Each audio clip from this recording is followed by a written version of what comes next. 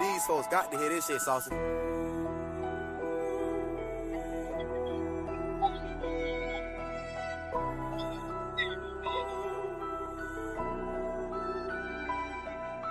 get fall into no trap. Please don't ask me for no hangout on the text, won't answer back.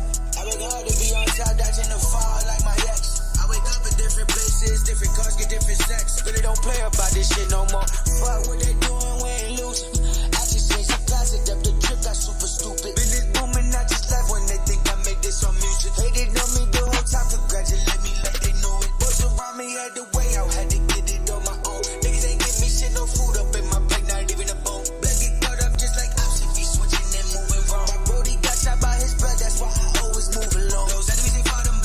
If I see that you jealous, I don't want you close. If you telling a bitch, we know you a hoe. They say that they die for you, promise they won't. Them niggas ain't down, them niggas ain't low. Soon as you fall, them boys gon' go. No respect for your bitch, they gon' check where you go. I only stay down for me and I go for me, cause it's only when they wanna show. Come out when they be mad, I know they be hating. Only worry about the business they pay me. Money for when I'm sleeping, I gotta get to the check, secure the bag. Fuck it, they hate, fuck it, they mad. Love ain't real, it come with a tag.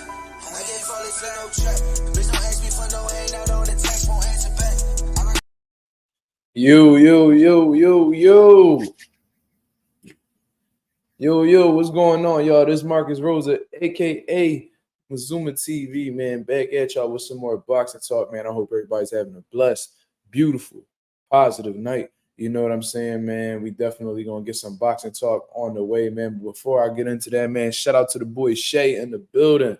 Chris, he said, yo, what's up? Long time to see. Yeah, long time no see, my brother. What's going on?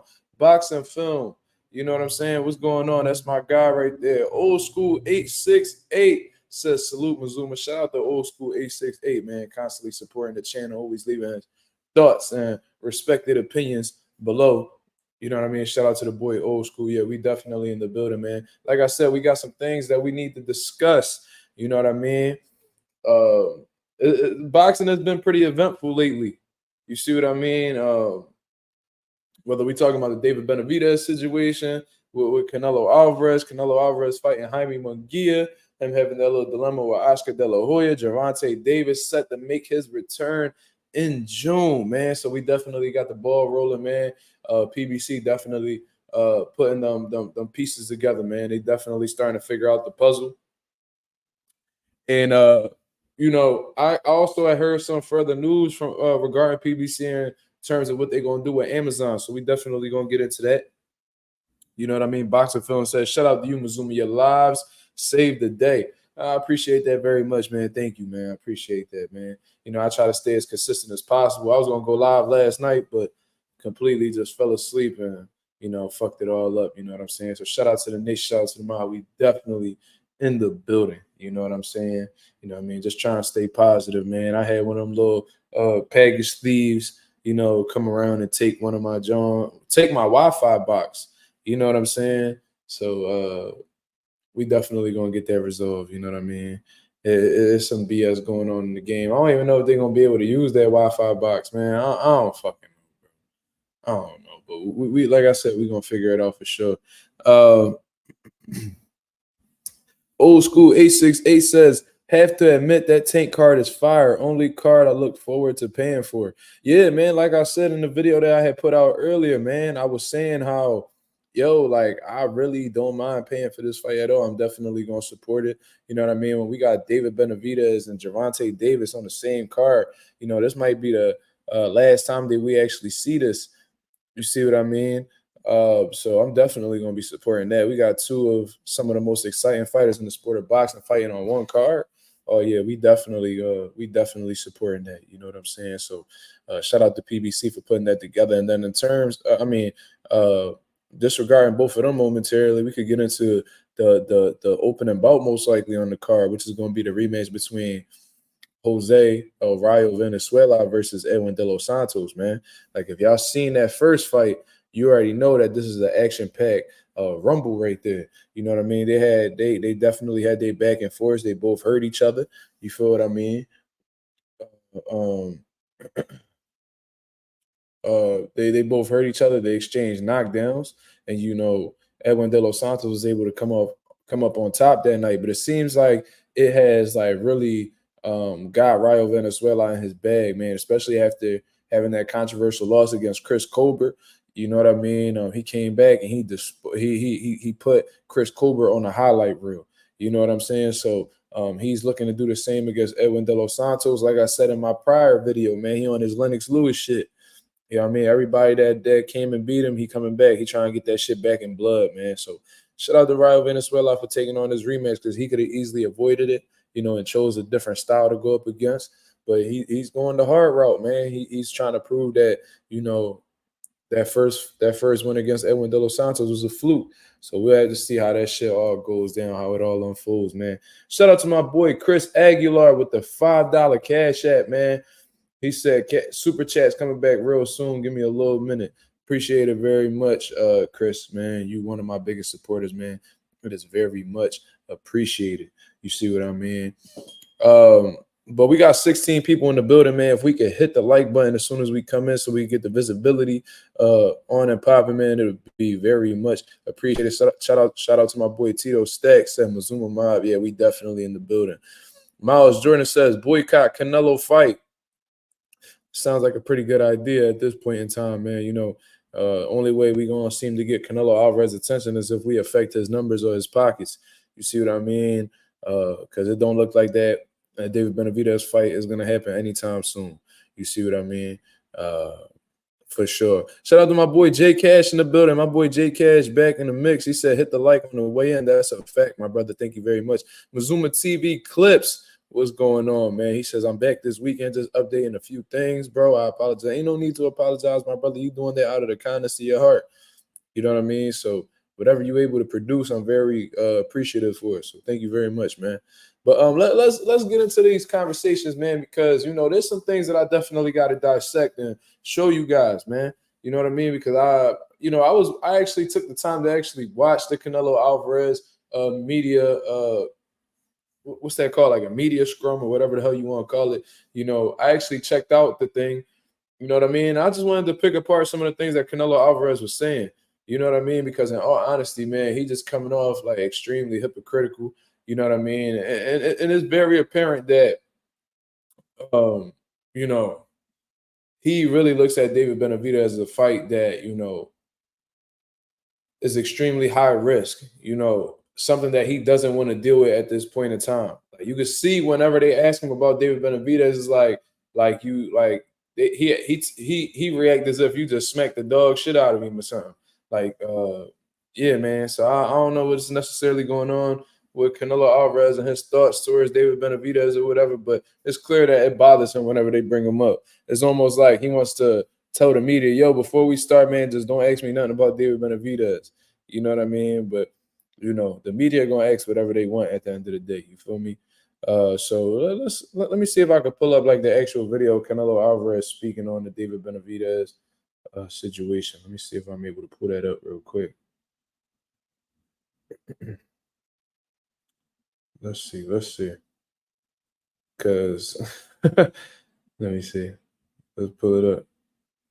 Canelo goes off on Denver. All right, so this is going to be a short that we're going to be listening to right now. He said, you Jason Tatum clone. That's not the first time that I heard that, my brother. I guess all light-skinned brothers with beards, you know, resemble each other. I don't know what you want me to say about that. You know what I mean? I'm definitely a lot shorter than Jason Tatum, though. I'll tell you that shit. To the table for me. It's just he brings nothing to the table for me. It's just he brings nothing to the table for me. This is what Canelo Alvarez is saying, y'all. So I had to stop that right there because how can you go along and say this kind of shit with the level of opposition that you have been facing lately, bro? How can you say that David Benavidez doesn't bring anything to the table? This is an undefeated super middleweight fighter. You know what I mean? I think he's the number 2 ranked super middleweight in the world behind you. Has been your mandatory for about 3 years already, 2 to 3 years already. And he's beat back-to-back world champions so far. One of them being undefeated and Demetrius Andrade, the other being one that you defeated to become undisputed, and Caleb Plant. You know what I mean? Back when, you know, prior to him facing both of them guys, you said, oh, David Benavidez only beat one world champion, Anthony Durrell. Come on, guys, please, don't disrespect me. But then Benavidez listens to that, you know what I mean? Beats 2 champions back-to-back. Now he got 3 on his resume. And now you don't got nothing to say. You know what I mean? Now you're just saying that he brings nothing to the table. It's like, bro, you're fighting Jaime Munguia, bro. No disrespect to Jaime Munguia at all, man. You know, he's a credible opponent. I honestly believe he's the second best fight for Canelo to make at this point in time. But if we're comparing Jaime Munguia and David Benavidez, we all know what's the bigger fight between them dudes. You see what I mean? And, you know, the David Benavidez fight is the more intriguing fight. It's the more popular fight. That's the fight that'll sell more than the Jaime Munguia fight. So to go around, and I know this just based off of the demands from the boxing fans. You know, a lot of people speak more on the possibility of Benavidez fighting Canelo than Canelo fighting Munguia. You know what I mean? David Benavidez versus Canelo Alvarez is the fight to make in the sport of boxing. So to hear that, you know, is absolutely bullshit off of the rip, man. But this is Canelo Alvarez's thoughts. Let's continue on. He brings just 25 pounds more in the night. He brings 25 pounds more in the night. So he's referring to, like I said, multiple times in multiple videos that I made, he's speaking of the rehydration process from David Benavidez. Now, that also makes me scratch my head because I could pull up articles right now where Canelo Alvarez had blown up 20 pounds after the Floyd Mayweather fight. You know what I mean? The day of the Floyd Mayweather fight, they said he had put on 20 pounds. So he had went from the 152-pound weight limit that they had at that point in time to shooting up to around 170 to 172 pounds. These are not my words. That is not my information. This is shit that you could look up for your own personal knowledge. You know what I'm saying? Boxer Film says, I do think David struggled to make 168. I mean, wouldn't that be more advantageous for Canelo Alvarez if David Benavidez is struggling to make 168 and he's draining himself? Wouldn't that be advantageous? You know what I'm saying? Like, if you see somebody struggling to make weight, obviously they're leaving fight in the gym. So wouldn't that play to Canelo Alvarez's favor? I don't think that Canelo would really care if David Benavidez struggled or not. If he sees it as an advantage, he should exploit it.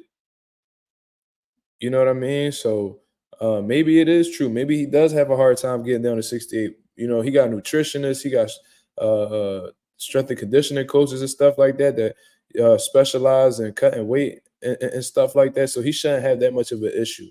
You feel what I mean? Let me look back. I think I got another cash app. Shout out to my boy Chris Aguilar with another $5 super chat, man. He says, you feel like Fundora a weight bully?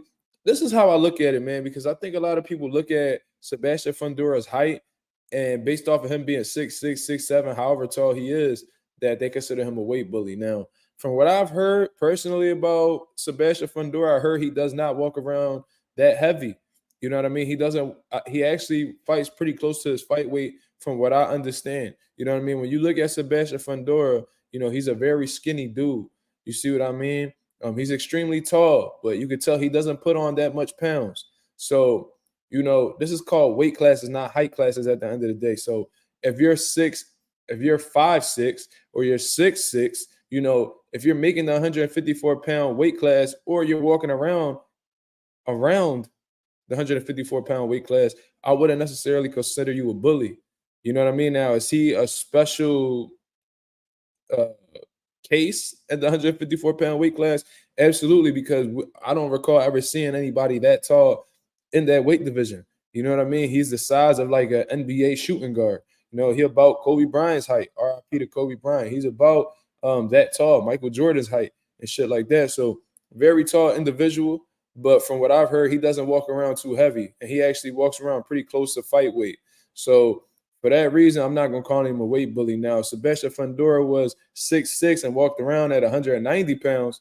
Then, yeah, that's definitely something to really keep your eye on and be like, damn, that's kind of not fair. But, you know, he should move up to 160 type shit. But considering the fact that he doesn't walk around too heavy, I wouldn't necessarily call him a weight bully. He just has a big advantage in his reach and height.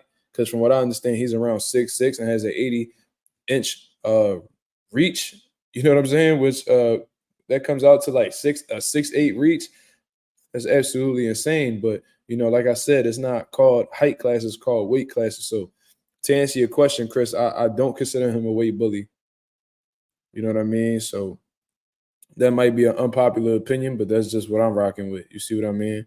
But let's continue on with these Canelo Alvarez statements, man. He was touching on David Benavidez rehydration process. But from what I understand, Canelo Alvarez blows up in weight a lot himself. But, you know, I guess that it's only a problem when it goes against him. You know what I mean? When he's the one who's rehydrating and weight and putting on a hella pounds, then it's not that big of a deal. But when it goes against him, and you know his status is in jeopardy to possibly lose this fight, then of course he's going to point that out as a problem. So just another insecurity that Canelo has going into a possible fight with David Benavidez. Let's carry on. No. That's it. I don't need to fight anybody. I don't need to prove anybody anything, because I don't need to prove anybody anything. See, that mind frame right there, when fighters get into that mind frame where they feel like they don't got to prove anything to anybody and they could do whatever the fuck they want, they call the shots and shit like that, that's how you know that they're no longer in boxing from a legacy standpoint or from the perspective of wanting to be the best or proving to be the best. They're already content with what they've done so far in their career. So this lets you know that Canelo Alvarez is strictly in it for the money. You see what I mean? He don't give a fuck about who the opponent is, what type of risk it is. As long as the bag right, he gonna be all right. You feel me? So this is just allowing you, his words is just giving you an idea of what goes on in his head, you know, exactly what he's thinking, what's on his conscience.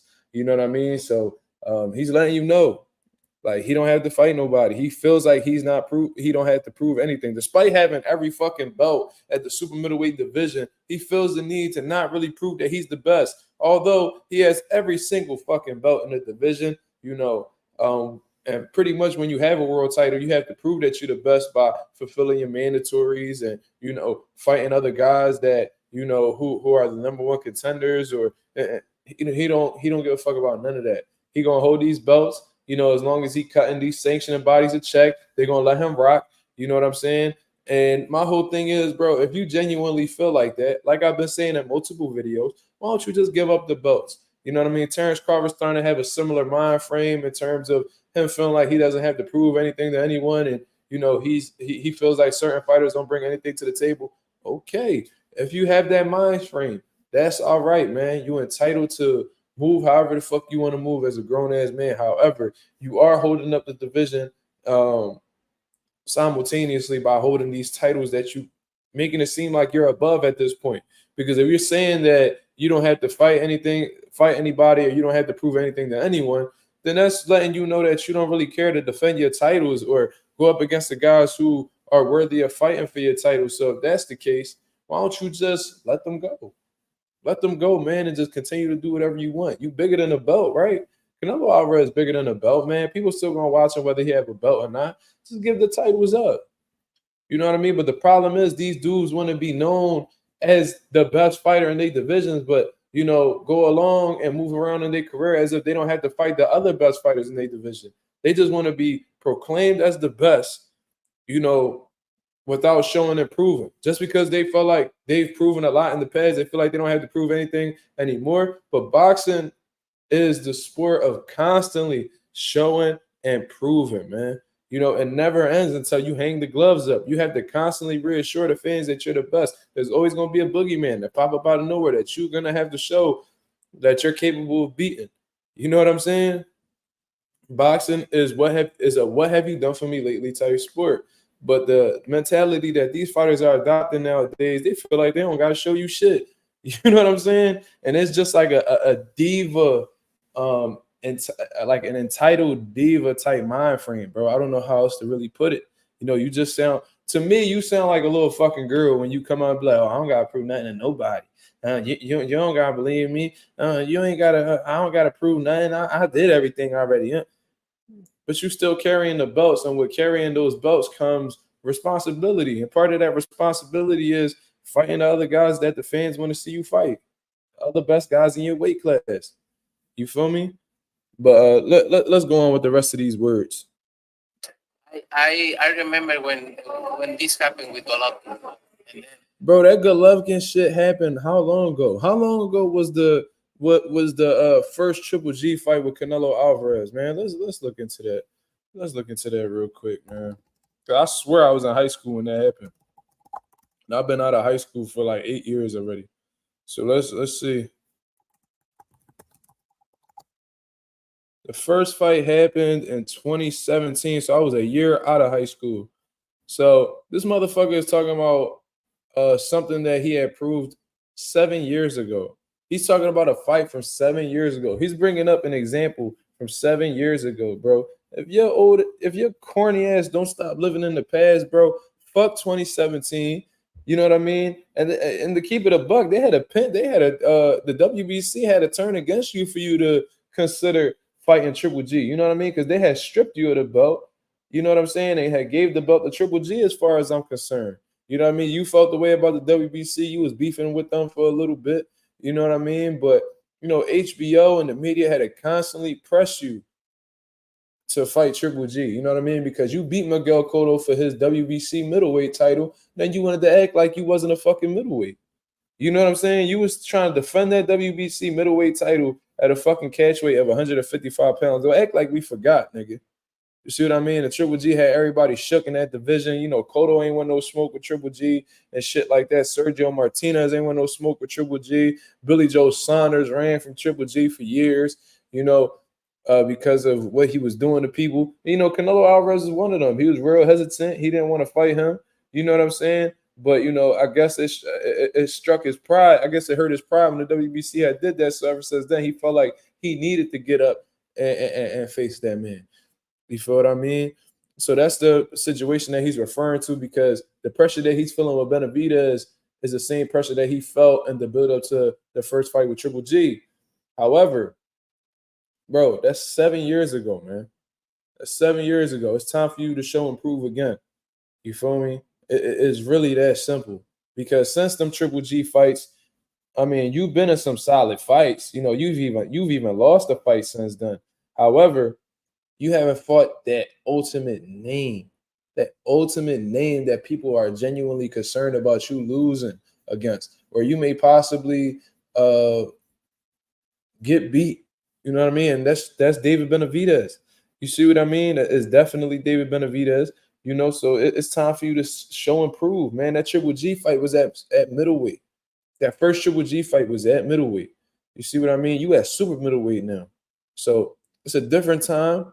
You know what I mean? So it's time for you to go through the same situation. But he feels like since he went through this situation once, he doesn't have to go through it again. You feel what I mean? And that's just clear. It's pathetic, man. It's really pathetic. Bivol, the cherry pick going wrong. That's a fact, Junior. Yeah, he seen Bivol have a couple shaky performances and thought that he was going to capitalize on that. That shit backfired on him, man. Just a miscalculation on Team Canelo, you feel me? Let's go into the next segment. So I don't need to prove anything with anybody. So this fight with Jaime Munguia, you need to respect it, because this fight, you need to respectful. I don't have nothing to prove to anybody. So this fight with Jaime Munguia, you gotta respect. We don't gotta respect shit. We don't have to respect shit, bro. Like this entitled diva energy from Canelo Alvarez is very real, bro. He's literally telling you, bro, I don't have to fight who you want me to fight. So he's pretty much saying, fuck what the fans talking about. I'm gonna fight whoever I want to fight. I'm gonna fight Jaime Munguia, and you gonna respect it. What? Man, listen, he couldn't tell me no shit like that. I'm sorry. They'll take my credentials, bro. You gonna tell me to just sit down and shut up and just enjoy the fight that you currently have, man? Fuck you. Fuck you talking about, dog. You know what I'm saying? This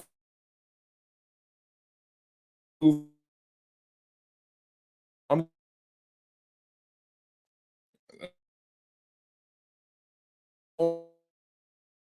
not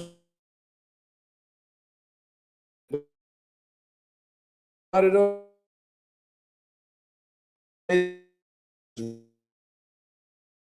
So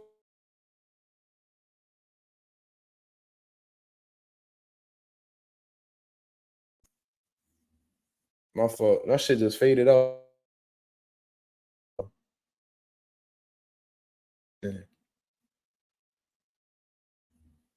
My fault. That shit just faded off. Let me make sure everything is everything. Man. My shit just faded. Let me make sure everything is everything. Man. All right. My shit just faded. All right, I think we good.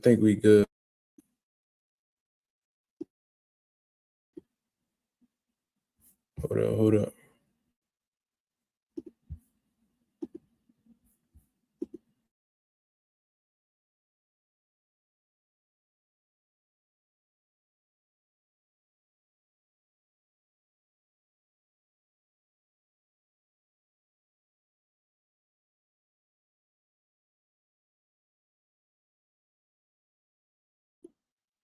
You. Hold on now.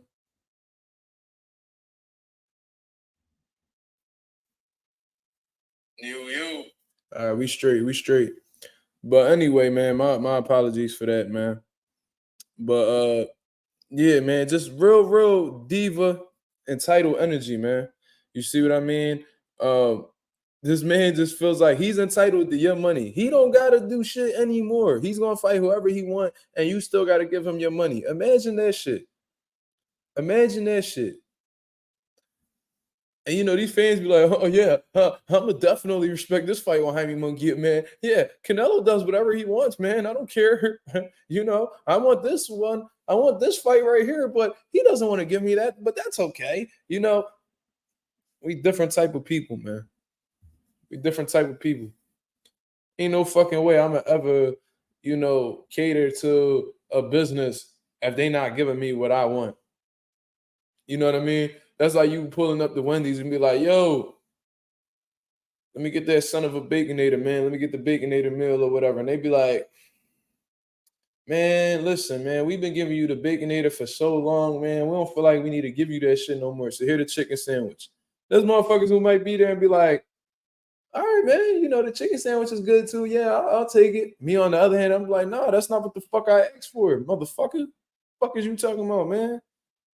Make me come through this driveway and just drive through and choke your ass out, dog. Fuck wrong with you? Then give me that motherfucking Baconator meal like I asked for, nigga. You know what I'm saying? Fuck wrong with him? That's exactly how Canelo Alvarez sounds, bro. Like an absolute goofy. You feel me? But let's run through this whole thing. It's just he brings just 25 pounds more in the night. Fight on the night. That's it. I don't need to fight anybody. I don't need to prove anybody anything, because I remember when this happened with Golovkin, and then it happened with this. So I don't need to prove anything with anybody. So this fight with Jaime Munguia, you need to respect me, because this fight is more important than other fights. So how is the Jaime? He just said the Jaime Munguia's fight is more important than the other fights. How is it more important? Because this is the one that's in front of you? Maybe that's what you're referring to. But in terms of Jaime Munguia versus Canelo Alvarez being more important than David Benavidez versus Canelo Alvarez, how is that? How does that trump the David Benavidez fight? Because both of you guys are like, you know, from Mexico, and David Benavidez is a Mexican American. What is the situation?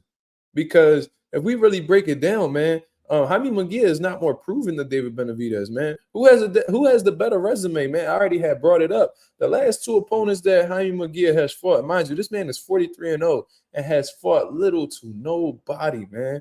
You know what I'm saying? I remember Jaime Munguia when he fought Saddam Ali, man. He watched Saddam Ali, right? Since then, he went on to fight Gabe Rosado. I think he fought like Toriano Johnson, who you might not know. You feel what I mean? For the most part. Then his last two opponents were Sergey Derevyanchenko, who lost to Jamal Charlo, Daniel Jacobs, and shit like that. Really a natural 160-pounder, if we being honest with you. You see what I mean? And the version of Derevyanchenko he fought was on a decline. You know, Derevyanchenko also had a disputed loss against Triple G. You see what I mean? So this man was well on the decline when you already faced him.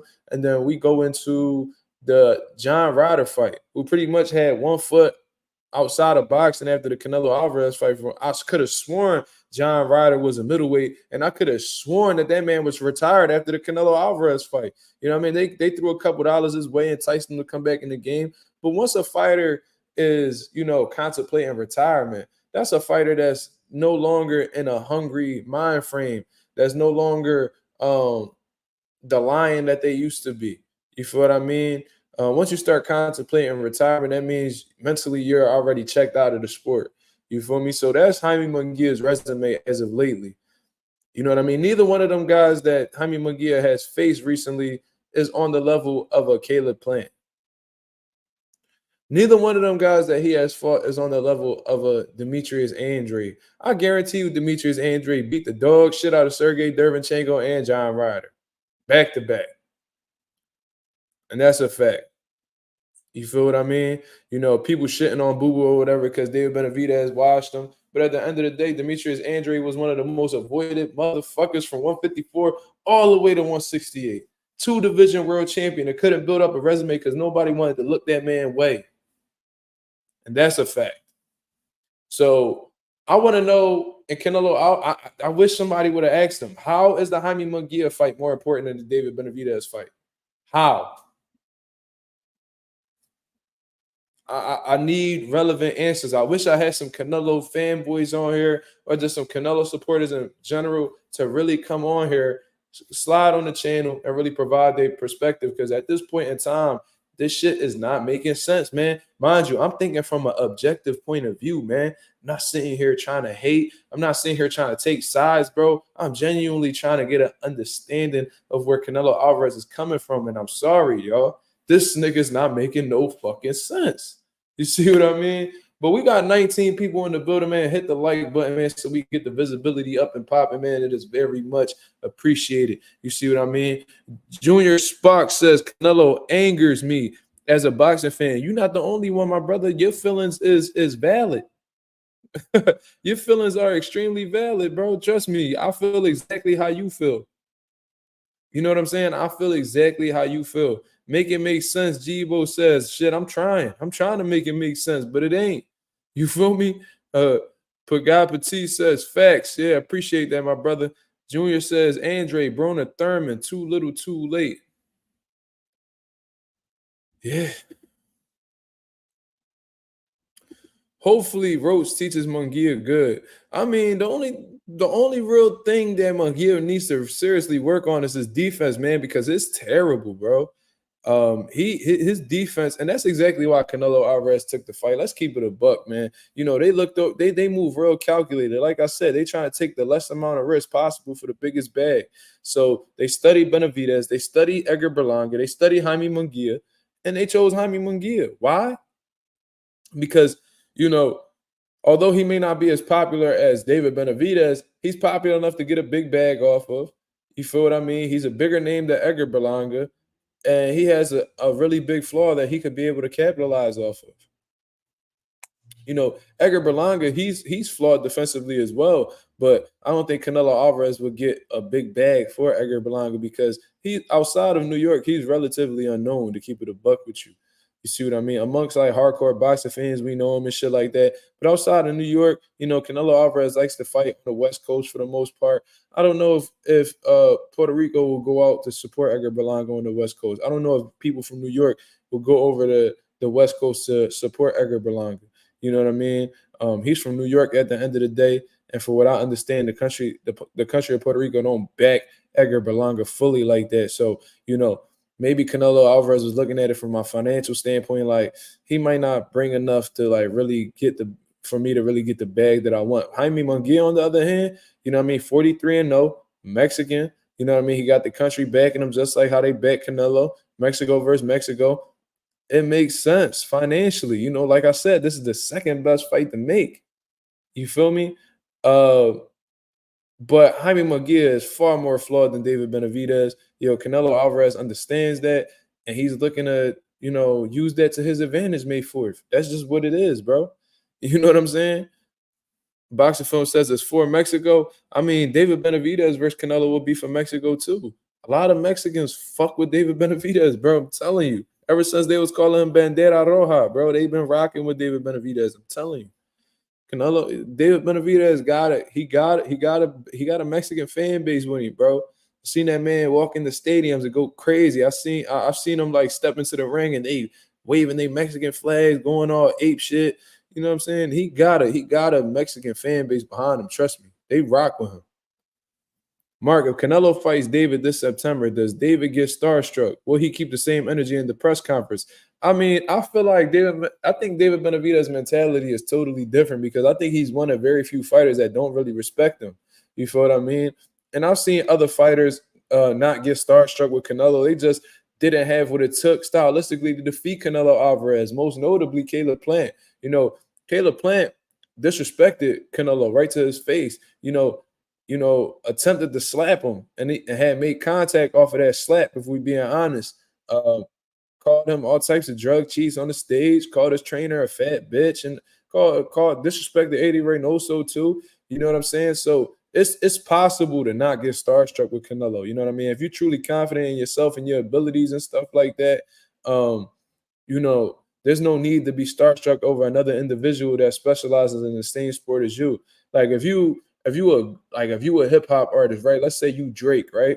Drake done got more hits than just about anybody in this fucking era, right? If he were to run into another big superstar, like let's say he were to run into somebody like Nas, you know what I mean? He might have seen Nas while he was growing up and was like, yo, like that's somebody that I really admire growing up. Do you think Drake, there might be a possibility that Drake will be starstruck, but with Drake understanding who he is, I'm sure he'll come to that table, respectful at the same time because he knows who he is. He understands he's a big deal too. So, he'll be able to keep his wits about himself. Like he ain't about to just, be Joe over another man like this because shit, I'm Drake too at the end of the day. What the fuck I gotta be hype about him for? You feel me? So, David Benavidez, I don't think that he'll be starstruck with Canelo at all. It seems like he doesn't like Canelo because of the runaround that Canelo has been giving him. You know what I mean? So I think he will keep the same energy. I'm under the belief that David Benavidez don't care about who Canelo is. He doesn't respect Canelo inside the ring, and I think it'll show if this fight were to happen. I never seen Benavidez' energy change for anybody, so I don't think it's going to start with Canelo. You said Bud destroys Berlanga.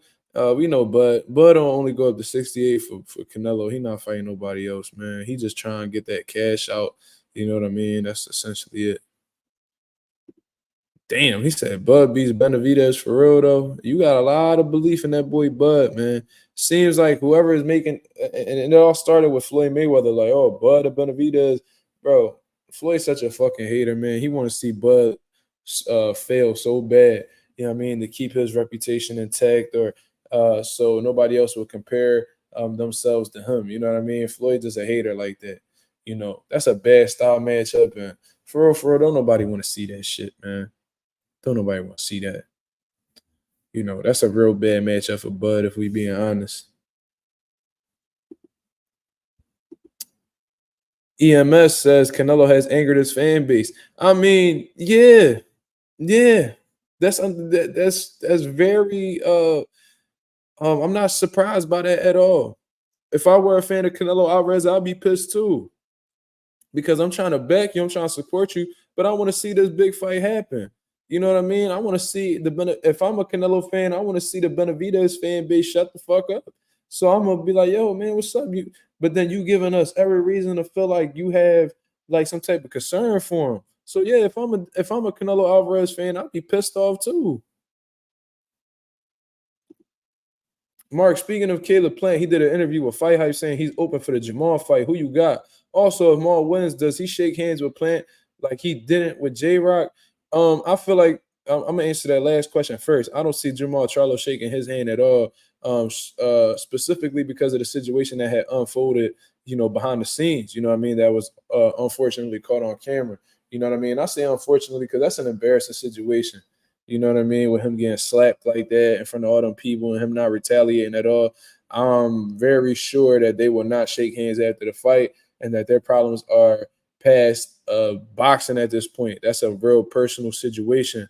You know what I'm saying? So for that reason, I don't think they'll shake hands after the fight.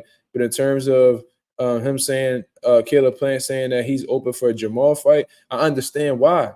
You know what I'm saying? I understand why, because at the end of the day, they got history, they got bad blood, and Caleb Plant knows how to build up a fight. You know what I mean? He understands who he could benefit most off of. You know what I mean? He understood that him and David Benavidez had bad blood, so he went after that one. You know what I'm saying? Caleb Plant and Caleb Truax had a little situation back then where and Caleb Plant brought that up. You know what I mean? Caleb Plant just knows how to build up a fight. He know how to talk it. He know how to talk that talk and stuff like that. And I think that Jamal Charlo and Caleb Plant will have a great build-up. You know what I mean? Considering the problems they had in the past. You see what I mean? Daniel Alexander, he says Mazumba. That's not who I am, my brother. He says Army Philly coach Gamboa be good. Showtime versus Money Team. Amen. Oh yeah, this boy wilding out. He sound like Ryan Garcia when he tweeting this shit. Yeah, you gotta get him up out of here, man. He wilding. He gonna have to. Yeah. He gonna have to, put he gonna have to put that Terramana tequila down or something. That boy out here wilding. Stop Motion MMA says Kenneth Sims just left PBC. It seems like PBC doing some spring cleaning around this motherfucker, just getting rid of fighters that they feel like they can't get no activity out of, or they feel like they can't really put in position. Mazumba nigga hosting fitness dance classes now. No, not me, my brother. But you know what's crazy? I heard people call me that before. but regardless, man. Canada cold hands typo coach. Bro, this nigga is wilding, bro. He either can't write or he like one of them schizophrenic motherfuckers or something, bro. Get him out of the chat, please. He not making any sense. That boy drunk. Put that bottle down, my brother. But anyway, yeah, man. So that's pretty much what I wanted to touch on that Canelo Alvarez situation, man. Let's finish this out.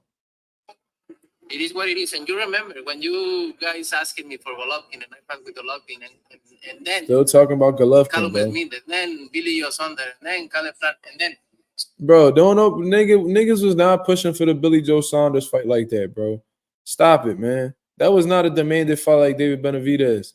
And the Caleb Plant fight only made sense because it was the last belt for Undisputed. Cut it out, man. That shit, neither one of those fights besides Triple G had more demand than David Benavidez, bro. Why is you comparing that? Why is you comparing the possible David Benavidez fight to the Caleb Plant and the Billy Joe Saunders, dog? Ain't nobody want to see that shit. They just so happen to have a belt, so you went after it because David Benavidez lost his WBC title. You know what I'm saying? So you made it your mission to go get every belt while David Benavidez didn't have one, because prior to back when David Benavidez actually had the WBC, you wasn't on no mission to become undisputed at super middleweight. To keep it 1,000, keep it a buck, bro. As soon as he lost it on the scale, Canelo Alvarez went and snatched that belt up, and he's been holding them hostage ever since. You know, and I find it real disappointing that the WBC said they were saying late last year, that in March they were going to mandate Canelo to fight Benavidez, and if he didn't fight Benavidez, they was going to strip him. Well, my nigga, we got about a week and some change until March is over, and we haven't heard a single word from the WBC about stripping Canelo Alvarez and mandating the fight. So as far as I'm concerned, there's some fucking liars over there in the WBC, and I see why James Toney called the WBC "We Beat Crooks," because they don't stand by the fighter. They don't stand on no type of principle. They strictly ran by money, about as corrupt as could be, bro. You see what I mean? They content with letting Canelo Alvarez do whatever the fuck they want because they get a percentage of his purses at the end of the day. And like I've been saying, they rather have a percentage of Canelo Alvarez's purse than a percentage of David Benavidez's, because we understand who makes more money at the end of the day, Canelo Alvarez. So with Canelo having a bigger bag, it's a bigger percentage for them. You know, they eat off of Canelo, and that's why they're giving him so much leeway. You know what I'm saying? And it's extremely unfortunate that it goes like that, because at the end of the day, these sanctioning bodies should be for the best fighting the best. But, you know, when you get a couple dollars in your pocket, that shit overshadows everything. It blinds you. You feel me? So it is what it is, man. He brings nothing to the table for me. He brings just 25 pounds more in the night. The fight on the night. That's it. I don't need to fight anybody. I don't need to prove anybody anything, because I remember when this happened with Golovkin, and then it happened with this. So I don't need to prove anything with anybody. So this fight with Jaime Munguia, you need to respect it because You need to this fight respect. is more important than other fights. So it is what it is. And you remember when you guys asking me for Golovkin and I fought with Golovkin and then Callum Smith and then Billy Joe Saunders and then Caleb Plant and then so never is enough for you guys. But I don't need to prove anything to anybody anymore. I've been done everything in my career. I respect his opinion if he was sober. Then this is Mike Tyson said, I would respect his opinion if he was sober. Meanwhile, we got Canelo Alvarez out here like, let's fucking body. Drunk as hell at a club, don't know how to fucking handle himself. This is the man that's telling Mike Tyson to be sober. You will be a singer, but now let's fuck shit up. Let's fucking party, cabrón. Look at his eyes. Look at his eyes.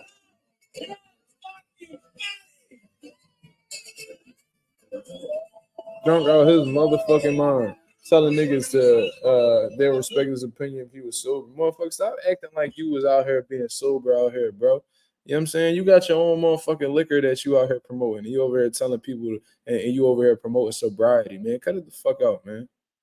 You see what I mean? Like, shut your dumb ass up.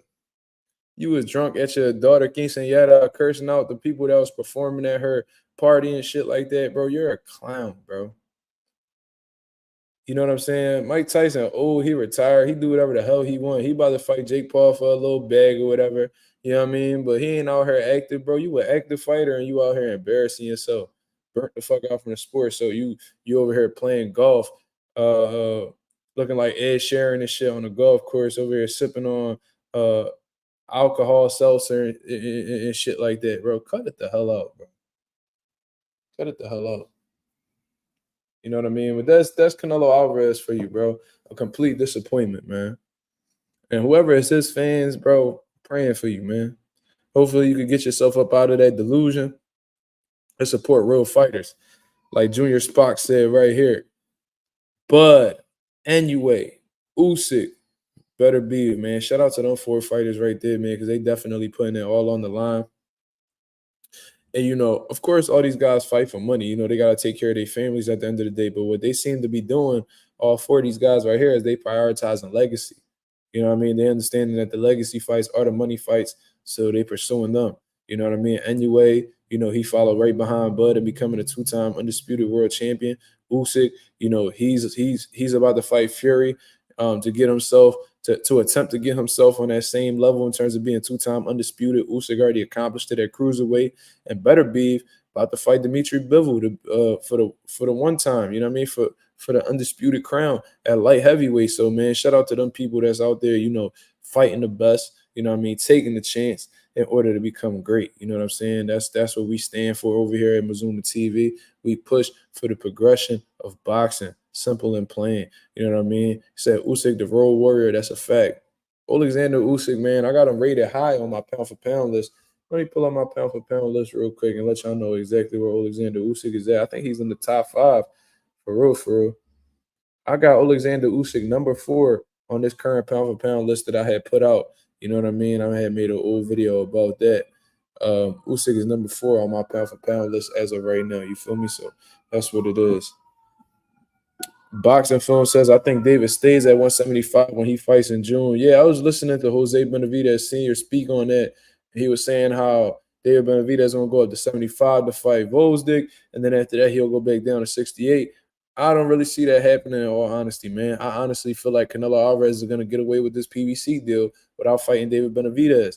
I seen Benavidez being optimistic about fighting Canelo in September, but, you know, I don't see it happening, bro. Canelo Alvarez is a pretty stubborn dude, and usually when he makes his mind up, that's just what it is, and he's not going to go past that.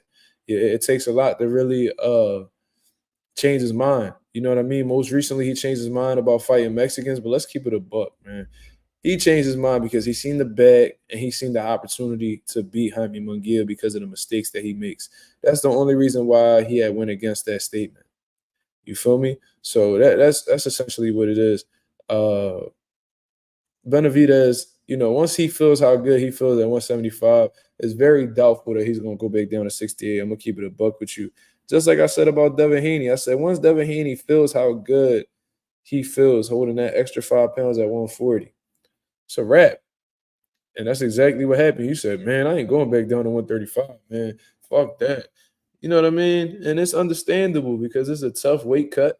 You know what I mean? And you could tell David Benavidez, he sacrifices a lot to make 168. So if he's able to keep on that additional 7 pounds, it's going to make a whole lot more of a difference in terms of his energy, you know what I mean, his strength, all that stuff, man. You know what I mean? Being able to keep some of his fight for the actual ring and not leave it at the gym, he's going to feel a dramatic difference and he might not come back down.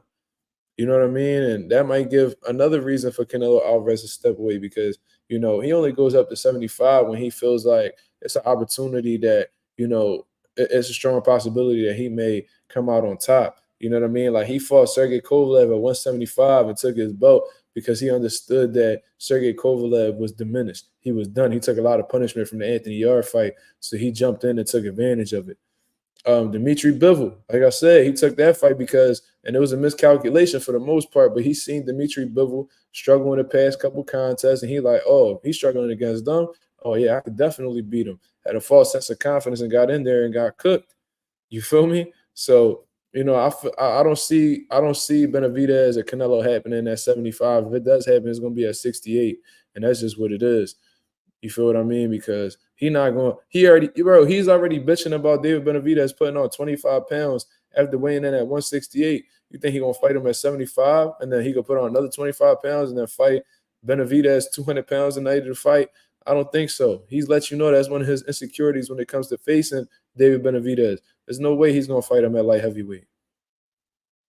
You know what I mean? Shout out to my boy Texas 16 South with the $10 super chat, man. He didn't leave a comment or nothing like that, but it is very much appreciated, my boy. Thank you very much.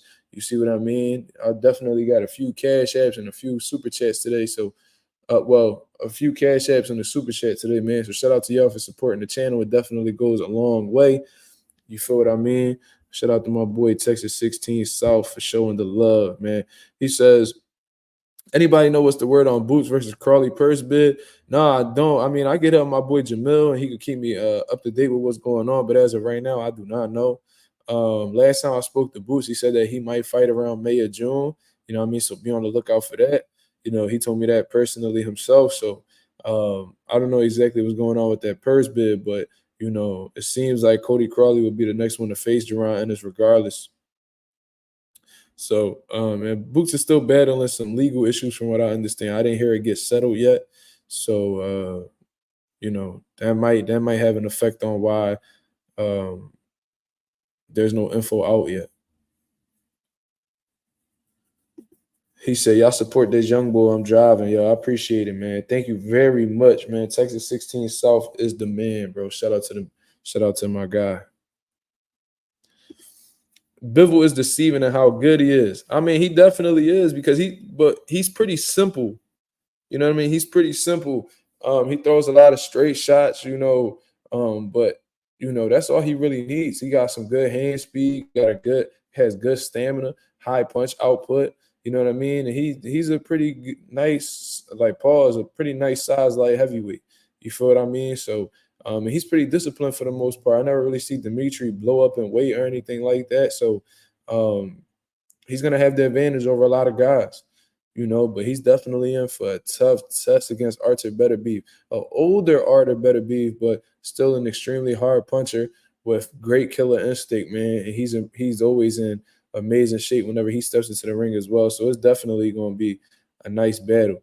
He says, Boost legal issues, bro, in the streets? No, absolutely not. We definitely not going to say that. He's having legal issues with a promotional company that he feels like he no longer has ties with. So according to the article that I read on Boxer Scene, his manager, promoter, whatever you wanted to call him, Cameron Duncan had passed away recently. And with him passing away, with Cameron Duncan passing away, his wife has stepped up to take over the company. And they're suing because his inactivity and stuff like that. They didn't abide by the number of fights that they said they were going to give him on a contract. And they feel like since she wasn't a part of Cameron Duncan's business ventures, they feel like she's inexperienced.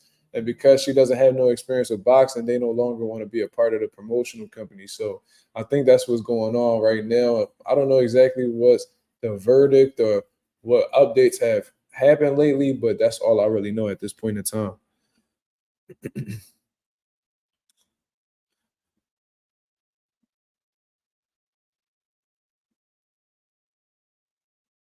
That's what I heard. Definitely not criminal matters. Thank you, Karma, for clearing that up.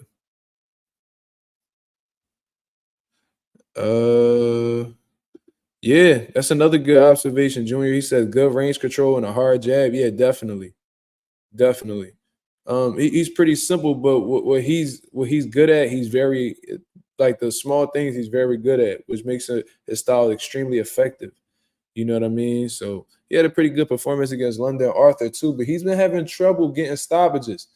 So it's gonna be interesting how he approaches Arthur Beterbiev. You know what I mean? But I think Beterbiev is gonna get him, man. That's what I think. Stop Motion MMA with the $2 super chat. He says, should Zoo versus Fundora beat pay-per-view? No, not at all. I don't think it should be pay-per-view, but it's I don't know. You know what I mean? That's just the formula that PBC has right now. I don't know exactly what they're doing. I don't know if they just having them fight and then whatever numbers they generate, they just gonna break that shit down the middle. I don't know exactly how that was going on, but regardless, no, I don't think it should be pay-per-view. It's a good main event, but I don't think it's pay-per-view. Never forget Gervonta ducked Loma to this day, and Bud Crawford had loaded gloves versus David Evanesian. Now, I don't agree with the loaded gloves situation. It seemed like he had a malfunction with his gloves. I've seen that happen before where like gloves will, the stitching might have been messed up or something. Just a complete wardrobe malfunction. That's what I'll chalk it up to. And in terms of having loaded gloves, I don't think that that's a thing at all. Gloves and wraps, they get checked by the commission at all times. You know what I mean? They'll check your wraps and then they'll sign off on it to make sure that it's in accordance with the state. You know what I mean? So loaded gloves, that's a heavy coat to put on somebody, and that's something that I'm not about to do because if he had loaded gloves, I'm sure that Bud would have faced some type of punishment or penalty for it. So it just seems like you're speculating and just making assumptions. You feel what I mean? So we definitely not rocking with that, and that's not something that Mazuma TV going to really get into at this point. Now, in terms of Gervonta duck the Loma, I wouldn't necessarily say Gervonta did it, but I'm going to definitely say that Mayweather Promotions kept him away from Loma, for sure. Especially when they was at the 130-pound weight class. I think Gervonta and Loma were both champions at one point. Gervonta had the IBF world title at 130 pounds. And I think Loma had the WBO. You know what I'm saying? At that point in time. And, Loma was persistently calling out Tank Davis. And, they made it seem like it was an age thing that, Gervonta was young and he still had some, he could really just take his time. And Loma was older and he was desperate for a big fight, But regardless, I definitely think that his team definitely didn't want to give Loma the opportunity to possibly defeat Gervonta. That's all I'm going to really say, because that version of Loma at 130 was definitely dangerous. Definitely dangerous. The trainer watches the glove and wraps. Yeah. And that's the other thing. The opposite corner, like your opponent's trainer is supposed to sit there and watch as you're getting your hands wrapped to make sure no foul play is going on, and the athletic commission, the representative of the athletic commission, take the precautions necessary to make sure nobody's cheating. You know what I'm saying? So it is what it is. Glove gate is for tinfoil hat people. That's fucking hilarious. Who did Tank beat for the IBF? I think it was Jose Pedraza.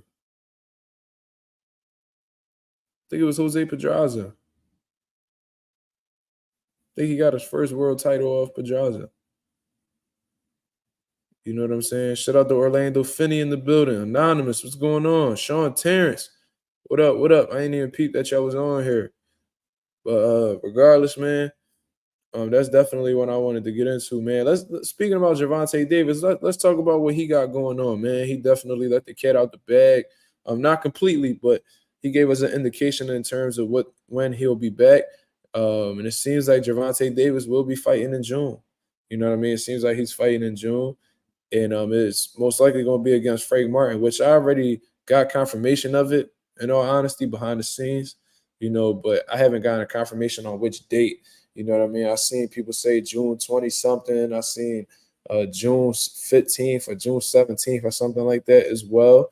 You see what I mean? So it's either going to be the second or third week of June that Gervonta Davis will be making his return to boxing. And I ain't going to lie to you, man. Wait, you said it's Frank Martin. Did I say something else? I'm tired, so I probably misspoke. My apologies. Oh, I said Tank versus Shakur. My apologies, bro. I'm fucking up right now. I'm fucking up. I'm dead tired.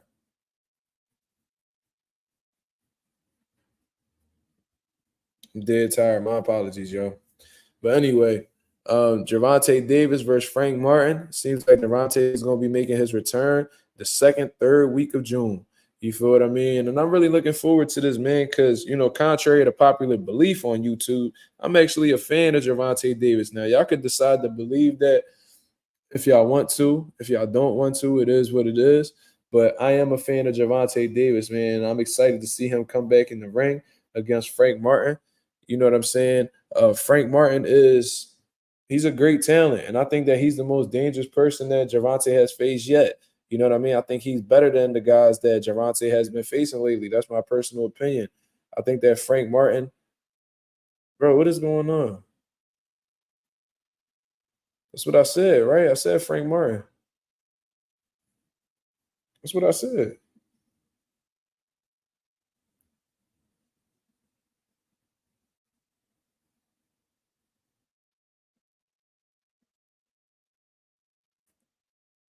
You said,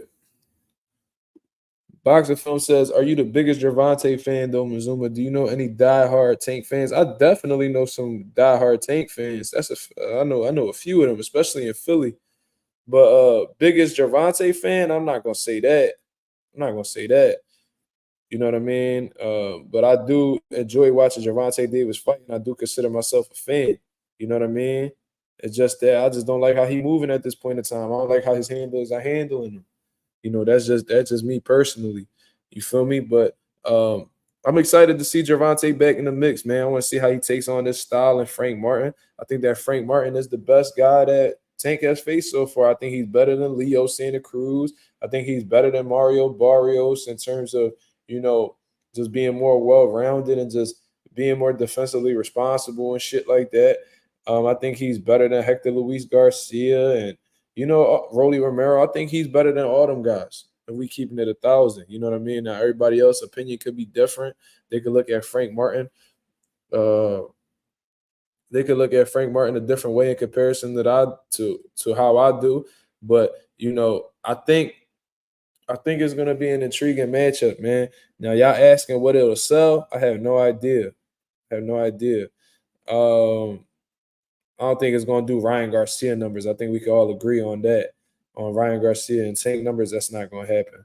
You know what I mean? So it might do a solid 500,000. You know what I mean? It might do a $500,000. But, you know, neither one of these guys are really big trash talkers, so it's not going to be like this crazy dramatic buildup between the two. I think they're going to keep it classy and cordial for the most part. If they do trash talk, it'll be at a minimum, in all honesty, man. I don't really see nobody getting out of character in the buildup to this fight, you know. But what may help the pay-per-view sales for that is the undercard, according to what I've been hearing, because they say that David Benavidez and Alexander Volzdik is supposed to be the co-main event. And then as the opening bout, Rayo Venezuela versus Edwin De Los Santos, the rematch, man. So it's that card definitely gonna be lit and it's pay-per-view worthy, man. And I'm definitely gonna be one of the people that's buying the event, you know, showing my support, because these are the type of cards that we deserve as boxing fans. That's what we deserve. You know what I mean? Tank isn't in the big fights that we want to see, obviously, but for the moment being, I'll take it. David Benavidez isn't in the ultimate fight that we want, but he's fighting a solid opponent, and Alexander Vozik, a former champion at light heavyweight. So I'll take it. And Raul Venezuela and Edwin De Los Santos, they got some unfinished business to take care of, man. So it's an intriguing card, bro. It's an intriguing card, and I'm looking forward to seeing how that card turns out, because I don't think any of those 3 fights are going the distance. I'm gonna keep it 1,000. I think all those fights don't go to the judges. I think that neither one of those fights will hit the scorecards. That's what I personally believe, man. So I'm really looking forward to that, and may the best man win.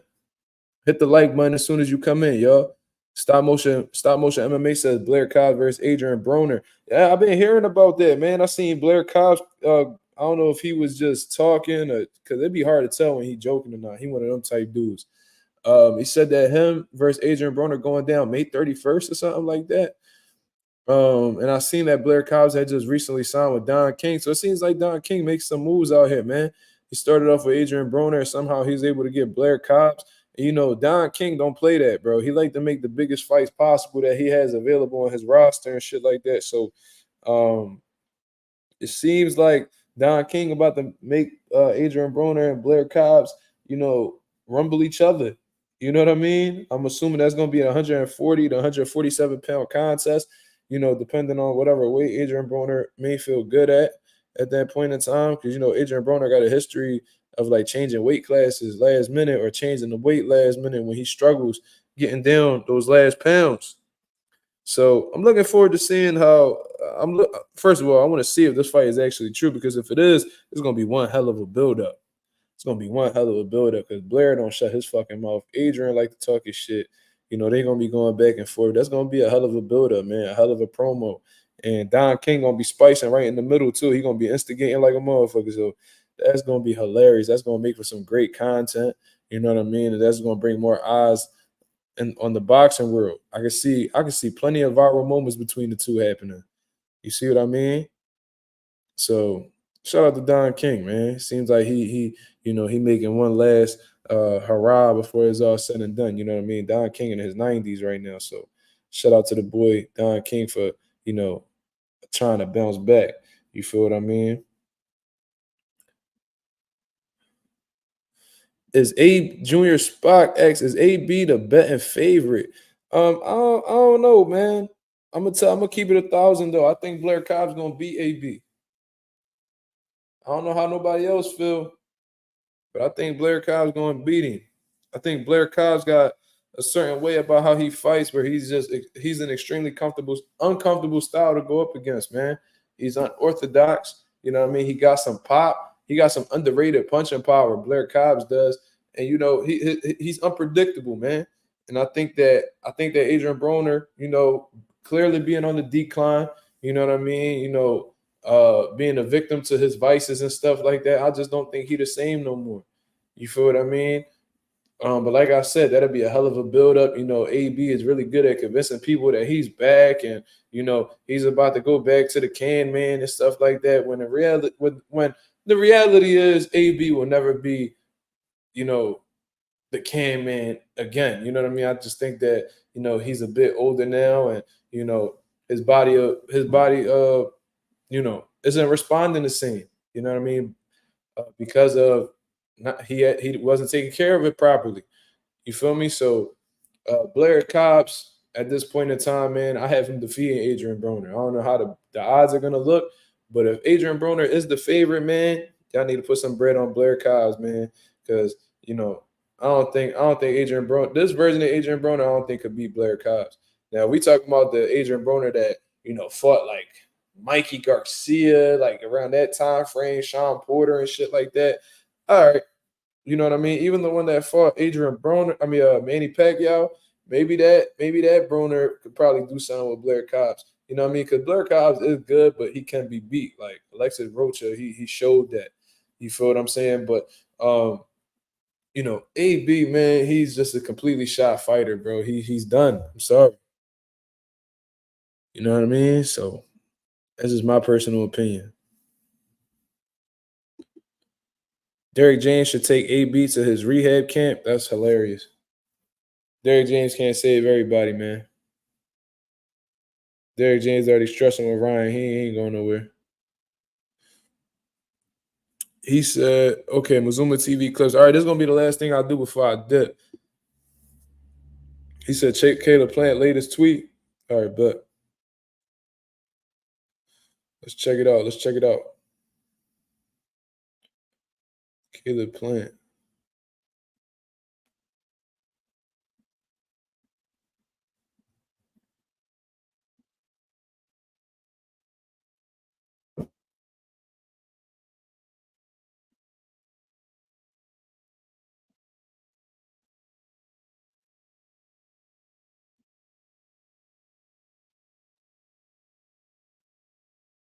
Oh, wow. Yeah, that boy Ray, he love running his mouth, man. Yeah, he be talking crazy. Caleb Plant says the only thing he could do is talk about me, because if we locked in a room and told you, kid, come out and tell one of you is dead, I'll be home that same night to brush my daughter's hair and read her a bedtime story, and that's a fact. He noticed to be a fact as well. Damn. Yeah, Caleb Plant be cold with the trash talk, bro. He got a slick ass mouth, for sure. Shout out to my boy Orlando Finney with the $5 super chat, man. Y'all definitely showing out today, man. Shout out to everybody that's been contributing to the channel. You see what I mean? He says, shout out to Mazuma Nation. Terrence Burrow Crawford is about to wreck another division. He's going to get all of them belts at 154. Let's go. Shout out to the boy Orlando Finney with the thoughts. You know what I'm saying? And yo, man, I think Terrence Crawford is very capable of taking over the 154-pound division, man. I ain't gonna lie to you. You know what I mean? I do think that he's past the undisputed thing at this point in time. I just think that he's trying to get a bag. You know what I mean? But regardless, if he were to become undisputed at 154, man, then that's sensational, bro. That's absolutely sensational. And that's all-time great shit right there. If he becomes 3-time undisputed and be a 4-division world champ, bro, that's sensational. Now you're talking like some top 10 greatest of all time type shit, greatest of your era. Like, we got to put him past like the Andre Wards and all of them. You know what I mean? That'll absolutely be amazing, because 154 is a stacked division, believe it or not. You know what I mean? I think 140 is a division at this point in time due to all the top caliber fighters they got. But 54 is still a deep, packed division.